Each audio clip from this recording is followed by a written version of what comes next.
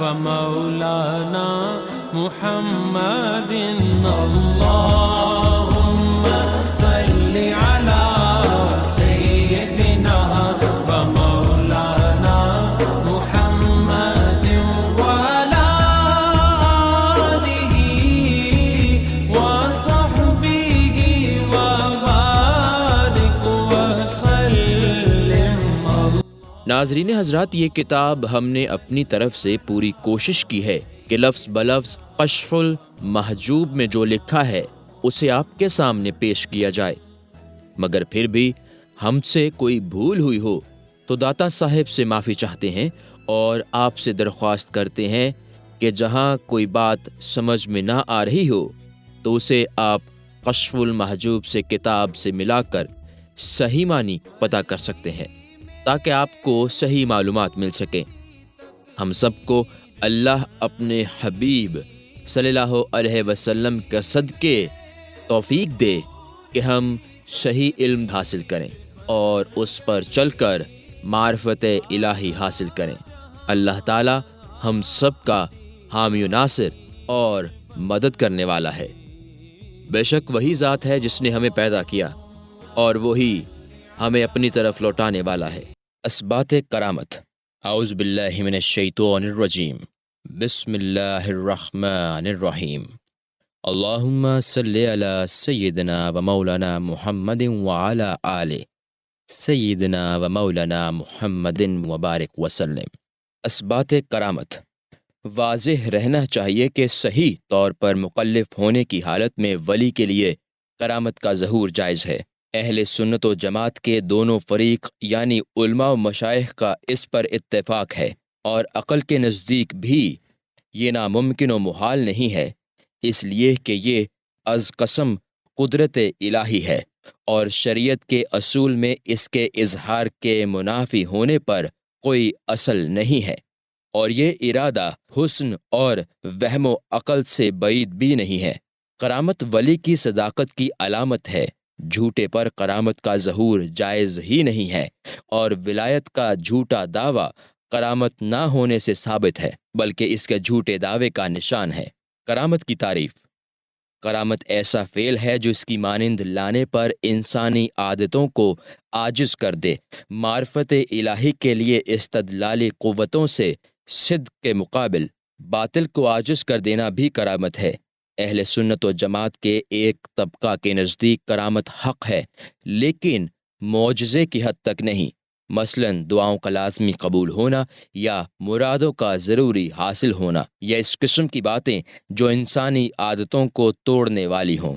حضور سیدنا داتا گنج بخش رحمۃ اللہ علیہ فرماتے ہیں کہ مکلف ہونے کی حالت میں ولی صادق سے ایسا فعل سرزد ہو جس سے عادت انسانی ٹوٹتی ہو تو اس میں فساد کی بابت تمہارا کیا خیال ہے؟ اگر تم یہ کہو کہ از قسم قدرت الہی نہیں ہے تو یہ خود گمراہی ہے، اور اگر یہ کہو کہ از قسم قدرت الہی تو ہے لیکن ولی صادق سے اس کا ظہور ابطال نبوت اور انبیاء علیہم السلام کی خصوصیت کی نفی ہے تو ہم جواب دیں گے کہ یہ بھی محال ہے، اس لیے کہ ولی کرامتوں کے ساتھ مخصوص ہے اور نبی معجزات کے ساتھ. فی نفس معجزہ عاجز کرنے والا نہیں ہوتا، البتہ اس کا حاصل کرنے والا عاجز ہوتا ہے، اور معجزہ کی شرط یہ ہے کہ دعوت نبوت بھی شامل ہو. لہٰذا معجزہ انبیاء کے لیے مخصوص ہے اور کرامات اولیاء کے لیے.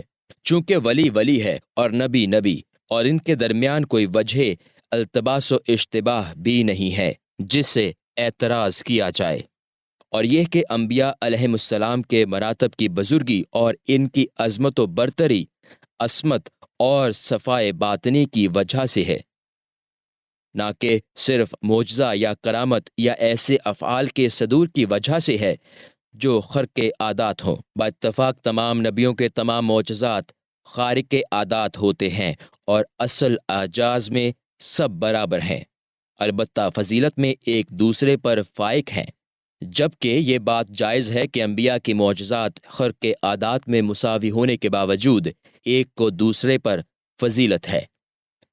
تو یہ کیوں جائز نہیں کہ یہ کرامت بھی ہو اور وہ کرامت خارق عادت بھی ہو؟ اور جب کہ انبیاء اولیاء سے افضل ہیں، جب وہاں خرق عادت فعل فضیلت کی علت اور ان کے ساتھ ایک دوسرے سے خصوصیت نہیں رکھتے، تو اس جگہ بھی خرق عادت فعل ولی کی خصوصیت کی علت نہیں ہو سکتی اور نبی کے ساتھ ان کی برابری و مساوات نہیں ہو سکتی۔ ہر صاحب عقل و خرد جب اس بات کو دلیل سے سمجھے گا تو اس کے دل سے یہ شبہ جاتا رہے گا۔ اگر کسی کے دل میں یہ خیال پیدا ہو کہ ولی کی کرامت اگر خارق عادت ہوتی تو وہ نبوت کا دعویٰ کر لیتا، تو یہ بات محال ہے، اس لیے کہ ولایت کی شرط راست گوئی اور صداقت ہے، اور خلاف معنی دعویٰ کرنا جھوٹ و کذب ہے۔ جھوٹا آدمی ولی نہیں ہو سکتا۔ اگر ولی نبوت کا دعویٰ کرے تو بلا شبہ یہ معجزے میں دست درازی ہے اور یہ کفر ہے، اور کرامت فرما بردار مومن کے سوا دوسرے سے ظاہر نہیں ہوتی، اور کذب و جھوٹ معصیت ہے نہ کہ طاعت۔ جب حقیقت واقعہ یہ ہے کہ تو ولی کی کرامت نبی کی حجت کے اثبات کے موافق ہوگی، اس لیے کرامت اور معجزے کے درمیان کسی قسم کا شبہ اور تانا واقع نہیں ہوتا، کیونکہ حضور اکرم صلی اللہ علیہ وسلم نے اپنی نبوت کا اثبات معجزے کے اثبات سے کیا ہے، اور ولی بھی اپنی ولایت کے ساتھ کرامت کے ذریعہ حضور اکرم صلی اللہ علیہ وسلم کی نبوت کا اثبات کرتے ہیں۔ لہٰذا سچا ولی اپنی ولایت کے اثبات میں وہی کہتا ہے جو نبی صادق اپنی نبوت میں فرماتے ہیں۔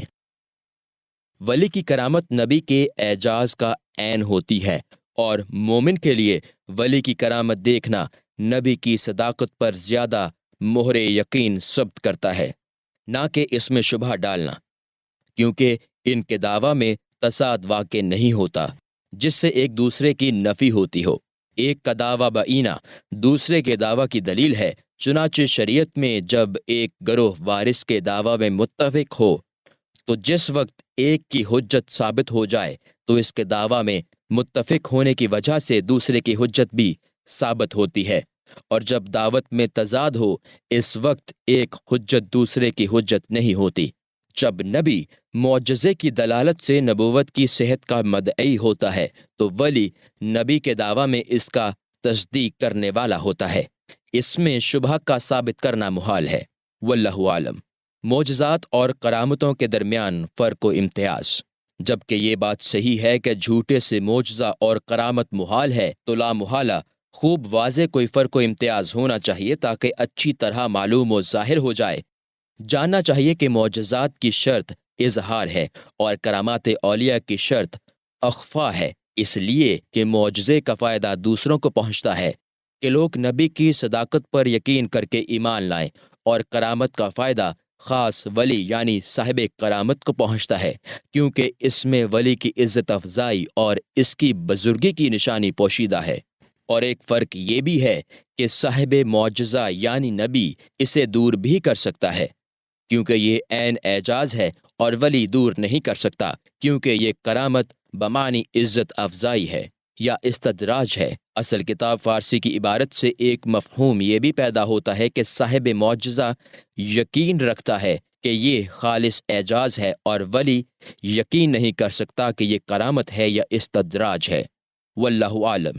ایک فرق یہ بھی ہے کہ صاحب معجزہ یعنی نبی شریعت میں تصرف کر سکتا ہے اور اس کی تربیت میں بفرمان خدا نفی و اثبات کر سکتا ہے، لیکن صاحب کرامت یعنی ولی کو اس میں بجز تسلیم کرنے اور احکام پر عمل کرنے کے سوا کوئی صورت ممکن ہی نہیں ہے، کیونکہ ولی اپنی کرامت کے ذریعہ نبی کے کسی شرعی حکم میں کسی قسم کی منافات اور رد و بدل نہیں کر سکتا۔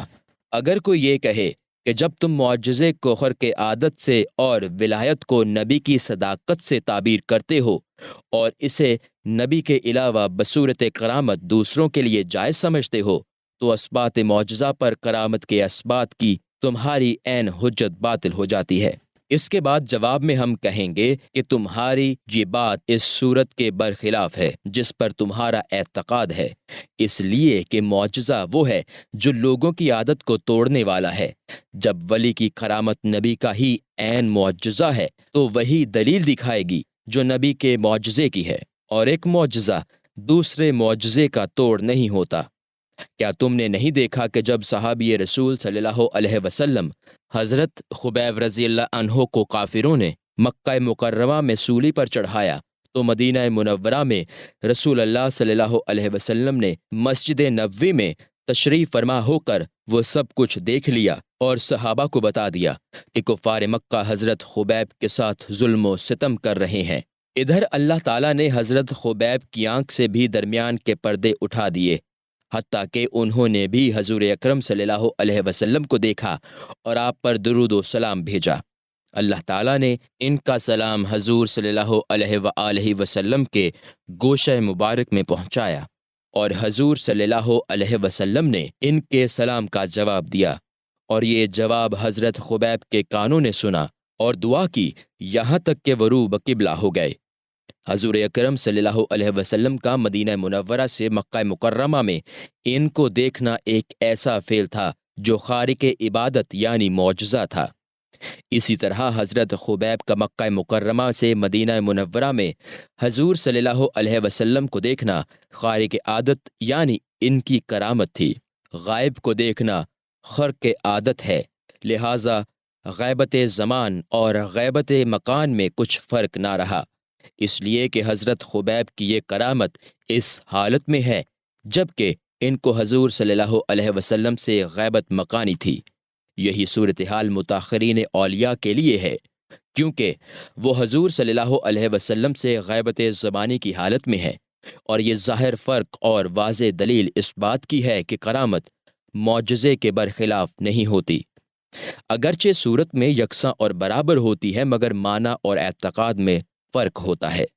مترجم: کیونکہ کرامت صاحب معجزہ کی تصدیق کے بغیر کسی اور حالت میں ثابت نہیں ہوتی، اور تصدیق کرنے والے عبادت گزار مومن کے سوا کسی اور سے بھی ظاہر نہیں ہوتی، اس لیے کہ امت کی کرامت در حقیقت نبی ہی کا معجزہ ہے۔ کیونکہ آپ کی شریعت باقی ہے، اس لیے لازم ہے کہ اس کی حجت بھی باقی رہے، لہٰذا اولیاء امت رسول اللہ صلی اللہ علیہ وسلم کی رسالت کی صداقت کے گواہ ہیں۔ یہ جائز نہیں ہے کہ غیر امتی سے کرامت کا ظہور ہو۔ اسی مفہوم کی ایک حکایت یہ ہے، ایک ولی کی کرامت اور ایک نصرانی کا مقابلہ۔ حضرت ابراہیم خواص رحمۃ اللہ علیہ فرماتے ہیں کہ میں اپنی عزلت نشینی کی عادت کے تحت جنگل میں چلا گیا۔ کچھ عرصہ کے بعد بیابان کے ایک جانب سے ایک شخص آیا، اس نے مجھ سے ساتھ رہنے کی اجازت مانگی۔ جب میں نے اس پر گہری نظر ڈالی تو میرے دل میں اس کی طرف سے نفرت پیدا ہوئی، اور میں نے خیال کیا کہ یہ کس لائق ہے۔ اس نے مجھ سے کہا، اے ابراہیم، آپ آزردہ خاطر نہ ہوں، میں نصرانی راہب ہوں، آپ کی صحبت کی آرزو میں ملک روم سے آ رہا ہوں۔ جب مجھے معلوم ہوا کہ یہ شخص غیر ہے تو میرے دل کو اطمینان ہوا، اور صحبت کا طریق اور اس کا حق مجھ پر بہت آسان ہو گیا۔ میں نے کہا، اے نصرانی راہب، میرے ساتھ کھانے پینے کی چیزیں نہیں ہیں، مجھے خوف ہے کہ اس جنگل میں تمہیں کوئی تکلیف نہ پہنچے۔ راہب نے کہا، اے ابراہیم، جہان میں آپ کا بڑا شہرہ ہے، لیکن آپ ابھی تک کھانے پینے ہی کے غم میں مبتلا ہیں۔ فرماتے ہیں کہ راہب کی اس بات پر مجھے تعجب ہوا، اور تجربہ کے طور پر اس کی صحبت کو قبول کر لیا کہ وہ اپنے دعوے میں کتنا سچا ہے۔ جب ہمیں 7 دن اور 7 راتیں سفر کرتے ہوئے گزر گئے تو ہمیں پیاس معلوم ہوئی، تو راہب رک کر کہنے لگا، اے ابراہیم، جہاں میں آپ کا نکارہ بج رہا ہے، اب کچھ لائیے، آپ کیا رکھتے ہیں؟ پیاس کی شدت نے بے جان کر رکھا ہے، بجز آپ کی جنابت میں گستاخی کے کوئی چارہ کار نہیں ہے۔ وہ فرماتے ہیں کہ میں نے اپنا سر زمین پر رکھا اور دعا مانگی کہ اے خدا، مجھے اس بیگانہ کے سامنے ذلیل و رسوا نہ کرنا، کیونکہ وہ اپنی بیگانگی میں مجھ سے نیک گمان رکھتا ہے۔ کیا مذائقہ ہے اگر ایک کافر کا گمان مجھ پر پورا ہو جائے۔ وہ فرماتے ہیں کہ جب میں نے سجدے سے سر اٹھایا تو دیکھا کہ ایک تشت میں 2 روٹی اور 2 گلاس پانی رکھے ہوئے ہیں۔ ہم نے اسے کھایا پیا اور وہاں سے چل دیے۔ جب 7 روز اسی طرح گزرے تو میں نے دل میں خیال کیا کہ میں اس کافر کا تجربہ کروں، قبل اس کے کہ وہ مجھ سے کسی اور چیز کا سوال کرے اور میرا امتحان لے، اور اپنے مطالبہ میں مجھ سے اصرار کرے اور میں ذلت محسوس کروں۔ میں نے کہا اے نصرانیوں کے راہب، آج تمہاری باری ہے، دیکھوں کہ اتنا عرصہ ریاضت کر کے تم نے کیا پایا۔ اس نے بھی سر زمین پر رکھا اور کچھ دعا مانگی۔ اسی وقت ایک تشت نمودار ہوا جس میں 4 روٹی اور 4 گلاس پانی رکھے ہوئے تھے۔ میں یہ دیکھ کر سخت متعجب ہوا اور آزردہ خاطر ہوا اور اپنے احوال سے نا امید ہو گیا۔ میں نے اپنے آپ سے کہا کہ میں اسے نہیں کھاؤں گا، کیونکہ یہ کافر کے لیے آسمان سے اترا ہے، اس میں اس کی معاونت یعنی مدد ہے، میں اسے کیسے کھا سکتا ہوں؟ راہب نے مجھ سے کہا اے ابراہیم کھائیے۔ میں نے کہا میں نہیں کھاؤں گا۔ راہب نے پوچھا کہ کیا وجہ ہے؟ میں نے کہا تم اس کے اہل نہیں ہو اور بات تمہارے حال کی جنس سے نہیں ہے۔ میں اس معاملہ میں سخت حیران ہوں، اگر اسے کرامت پر محمول کروں تو کافر پر کرامت جائز نہیں، اور اگر اسے معونت کہوں تو مدعی شبہ میں پڑ جائے گا۔ راہب نے مجھ سے کہا کھائیے اور 2 چیزوں کی بشارت سنیے، ایک تو میرے اسلام کی کہ میں کلمہ پڑھتا ہوں اشہد ان لا الہ الا اللہ وحدہ لا شریک لہ واشہد ان محمدا عبدہ ورسولہ، دوسرے یہ کہ خدا کی جناب میں آپ کا بڑا مرتبہ ہے۔ میں نے پوچھا وہ کیسے؟ اس نے کہا اس لیے کہ اس جنس میں سے میرے پاس تو کچھ نہیں تھا، میں نے صرف شرمساری کی وجہ سے زمین پر سر رکھا تھا اور دعا مانگی تھی کہ اے خدا، اگر دین محمد صلی اللہ علیہ وسلم حق ہے اور تیرا پسندیدہ ہے تو مجھے 2 روٹی اور 2 گلاس پانی دے دے، اور اگر ابراہیم خواص تیرا بندہ ولی ہے تو 2 روٹی اور 2 گلاس پانی عطا فرما۔ جب میں نے سر اٹھایا تو اس تشت کو موجود پایا۔ یہ ماجرا سن کر حضرت ابراہیم نے اسے کھایا پیا۔ وہ راہب جوان مرد اور بزرگان دین میں گزرا ہے۔ یہ معنی ہے عین اعجاز نبی کے جو ولی کی کرامت سے قریب تر ہے۔ یہ حکایت عجیب ہے، نبی کی غیبت میں غیر کے لیے دلیل رونما ہو اور ولی کے حضور میں اس کے غیر کے لیے اس کی کرامت میں سے حصہ ملے۔ در حقیقت ولایت کے منتہی کو اس کے مبتدی کے سوا کوئی نہیں جانتا، اس لیے کہ وہ راہب فرعون کے جادوگروں کی طرح تھا، اس کا ایمان پوشیدہ تھا، لہٰذا حضرت ابراہیم خواص رحمۃ اللہ علیہ نے نبی کے معجزے کی صداقت ثابت کی اور راہب نے بھی نبوت کی صداقت کا مطالبہ کیا اور ساتھ ہی ولایت کی عزت کا مطالبہ کیا۔ اللہ تعالیٰ نے بحسن عنایت ازلی اس کے مقصود کو پورا فرما دیا۔ کرامت و اعجاز کے درمیان یہ ایک ظاہر فرق ہے۔ اولیاء کرام کا کرامت ظاہر کرنا یہ ان کی مزید کرامت ہے، کیونکہ ولایت کی شرط تو پوشیدہ رکھنا ہے، نہ کہ بالقصد اظہار کرنا۔ میرے شیخ و مرشد رحمۃ اللہ علیہ فرماتے ہیں کہ اگر ولی ولایت ظاہر کرے اور اس سے اپنے حال کی درستگی ثابت کرے تو کوئی حرج نہیں ہے، لیکن اگر اسے تکلیف سے ظاہر کرے تو یہ رعونت ہے۔ واللہ عالم بالصواب۔